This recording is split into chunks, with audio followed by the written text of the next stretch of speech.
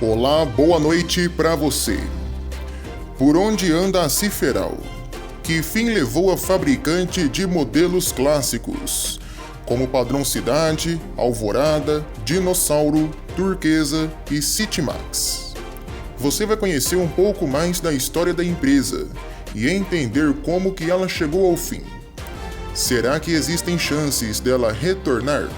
Fique com a gente, porque aqui é informação, debate e opinião.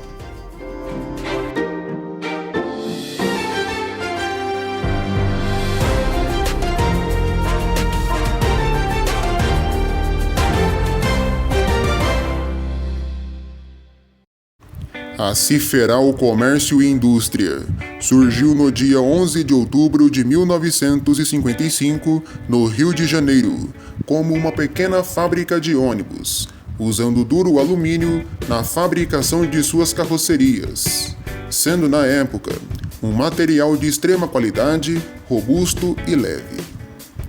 O começo da Ciferal foi bastante difícil, isso porque a fabricante veio ao mercado sem nenhuma experiência no ramo e fabricava apenas pouquíssimas carrocerias por mês. A produção de fato só engrenou a partir de 1957, com os primeiros ônibus urbanos em linha.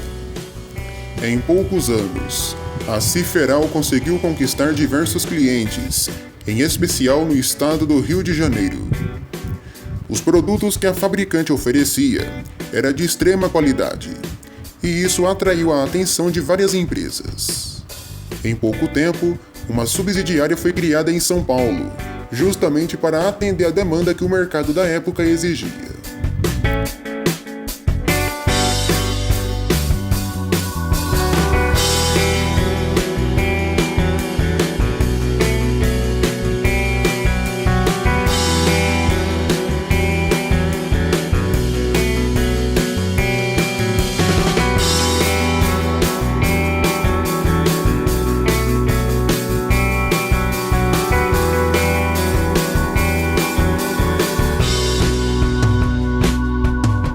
Almejando novos mercados, a Ciferal também adentrou ao segmento rodoviário, sendo lembrada até hoje por modelos clássicos, que fizeram parte das estradas do Brasil nas décadas de 60, 70 e 80. Os modelos Flecha de Prata, Líder, Jumbo, Solimões, Araguaia, Pódium, Iguaçu e principalmente o Dinossauro foram por anos o carro-chefe da fabricante. Dentre as empresas que realizaram a compra de modelos da marca, temos a Aviação Cometa, que foi a principal compradora de modelos da Ciferal nos anos 70. Com alto nível de qualidade, a Ciferal não se abalou com as crises que o mercado vivia, até porque o Brasil passava por momentos turbulentos em sua história, de altos e baixos em sua economia. A Ciferal se manteve firme e continuou a fabricar seus modelos com frequência, oferecendo tudo o que havia de mais moderno disponível naquela época. A montadora vinha crescendo com força no mercado e conquistava diversos clientes por onde passava. Além da linha rodoviária, os modelos urbanos também estavam em alta, e um dos principais lançamentos foi os modelos Tocantins e Fênix. Os anos entre 1960 e 1980 foram os anos dourados na fabricante, que ostentava modelos robustos, confortáveis e de ótimo requinte. Porém, a Ciferal se escorava na Aviação Cometa, que era seu principal cliente, e que injetava muito dinheiro na fabricante. A parceria entre as duas empresas acabou no fim dos anos 70, e a Ciferal se viu obrigada a procurar uma outra grande empresa. Empresas grandes do mercado, como a Gontijo e a Itapemirim, até compravam modelos da marca, mas não em grandes quantidades como a Aviação Cometa. Vale a gente lembrar que nesta época, a Gontijo já almejava os modelos da Nielson, e a Itapemirim já pensava em construir as suas próprias carrocerias, o que veio a se tornar realidade nos anos 80, com a Tecnobus.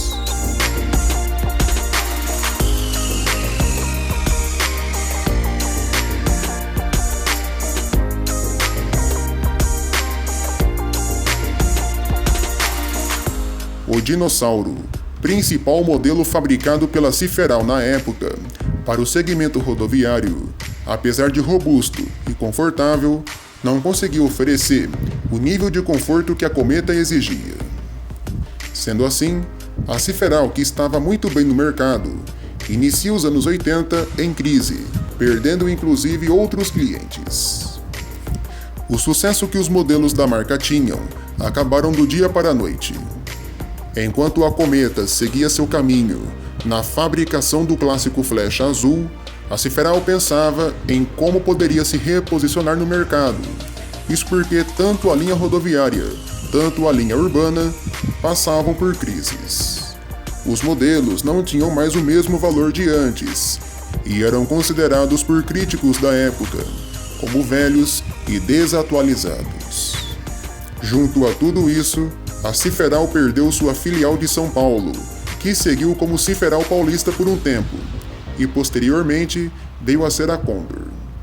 Sendo assim, a Ciferal continuou somente no Rio, na sua tradicional fábrica de Xerém, em Duque de Caxias.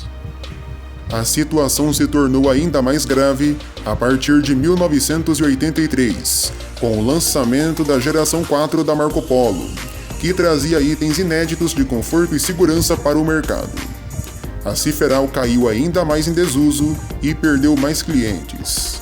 Isso porque a grande maioria dos frotistas brasileiros estavam eufóricos para conhecer a mais nova sensação do momento, que eram os modelos Viaggio e Paradiso na linha rodoviária e os modelos Torino e Sênior no urbano.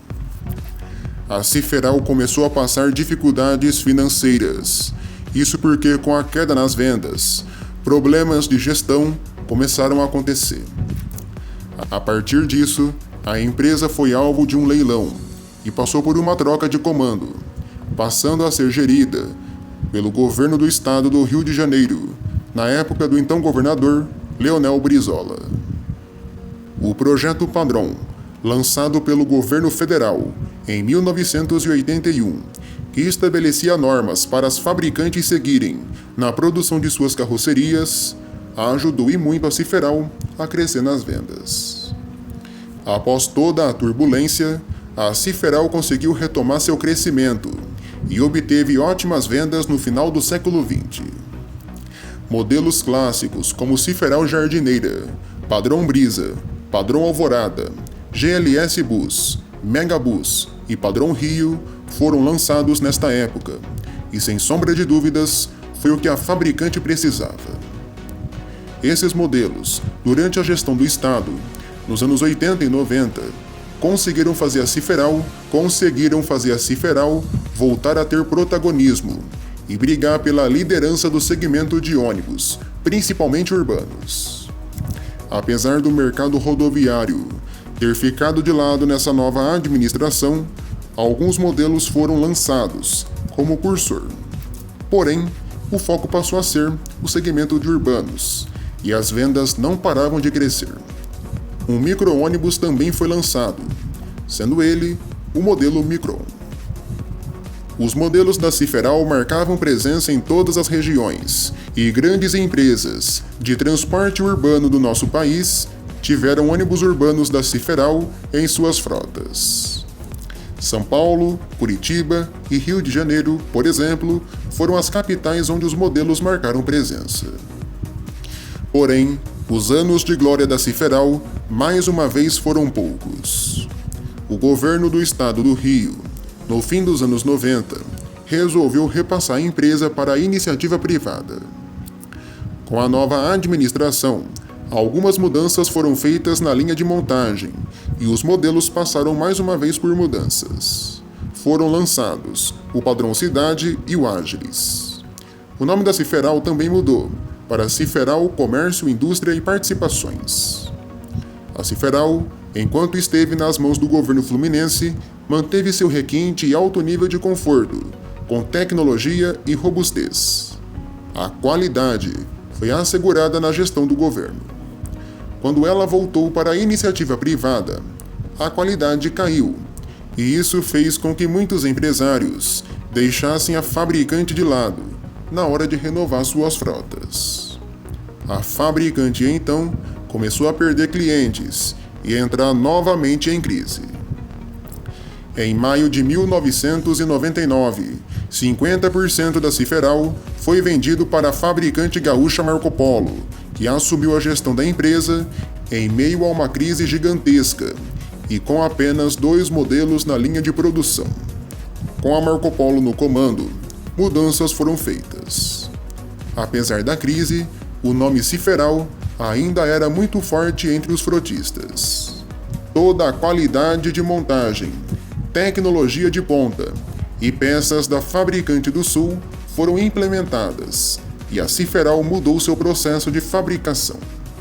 Sendo assim, os modelos da Ciferal, nas mãos da Marco Polo, passaram a ter novamente qualidade, visto que estavam bastante defasados. Como marca disso, foi lançado o Turquesa, modelo que mesclava peças do padrão Cidade e do recém-lançado Torino 99. Os modelos tinham a mesma base e mudavam apenas alguns detalhes de um para outro.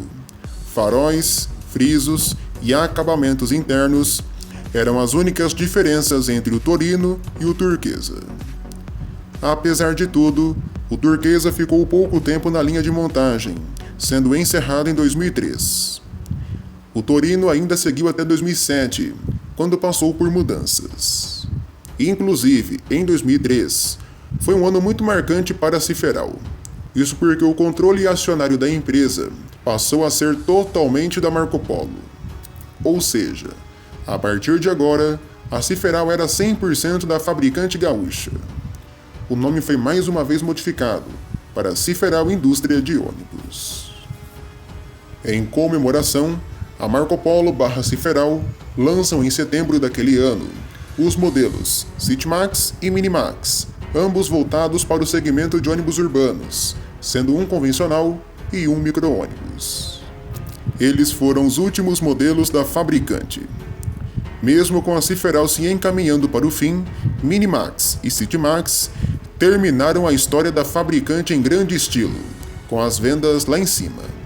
Leves, com peças baratas, de fácil reposição e design simples e moderno, os novos modelos da Ciferal foram um prato cheio para empresários que buscavam um modelo eficiente e muito barato. Não deu outra. Citimax e Minimax conquistaram várias empresas grandes e não decepcionaram nas vendas. O Citimax, por exemplo, chegou a superar por diversas vezes Urbanos Plus, Mega, Apache VIP e Torino nas vendas. A marca e o prestígio da Ciferal foi mais uma vez recuperado.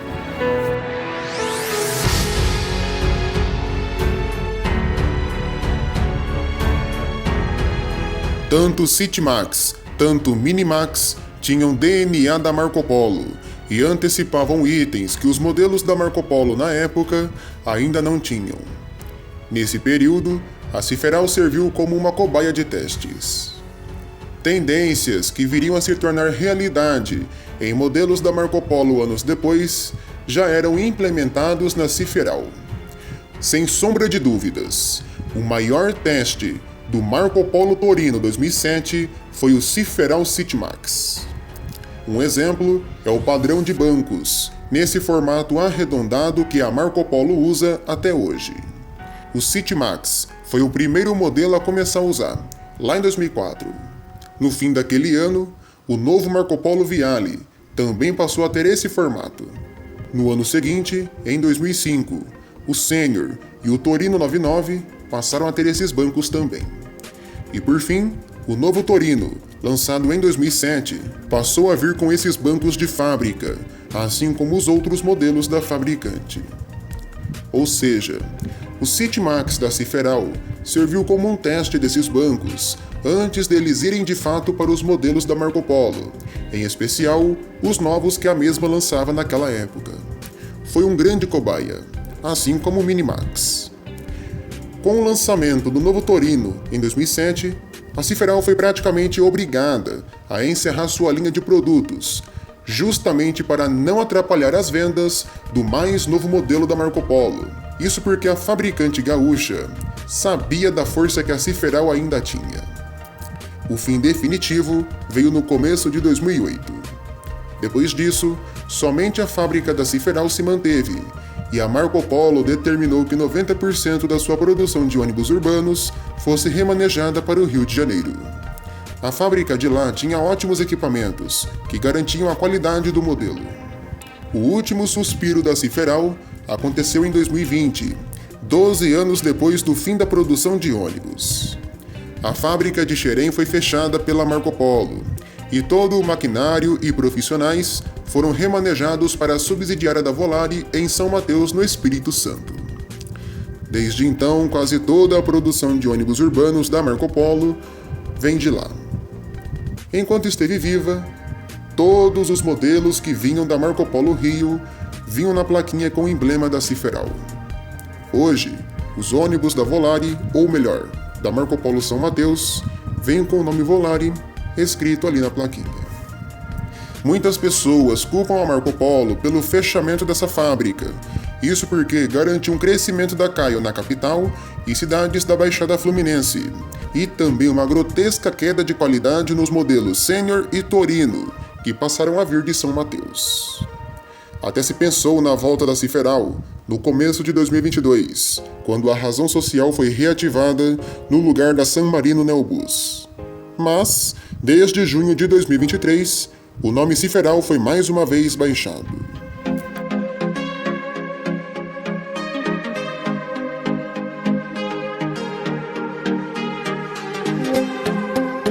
E pra gente finalizar este vídeo, olha só que coisa maluca. A Ciferal, como já falamos por aqui, surgiu em 1955 e desde 1999 passou a fazer parte do grupo da Marco Polo. Mas olha só, quando a Ciferal passou por sua primeira crise, a fábrica de São Paulo se desmembrou e passou a ser conhecida como Ciferal Paulista. Anos depois, a empresa foi renomeada para Condor. Em seguida foi vendida e virou a Tanco. Nos anos 90, a Tanco acabou e foi vendida para San Marino, que acabou criando a Neobus. E olha só, desde o ano de 2013, adivinha, a Neobus faz parte da Marco Polo. Ou seja, pode até parecer loucura, mas a Ciferal Paulista, que havia deixado a Ciferal do Rio, hoje se encontra no mesmo lugar da sua empresa matriz, no Grupo Marco Polo. Que coisa, né? Hoje todo mundo faz parte da Marco Polo. O mundo, ele não gira, ele capota. E para fechar esse vídeo, o que eu tenho a dizer sobre a Ciferal, né?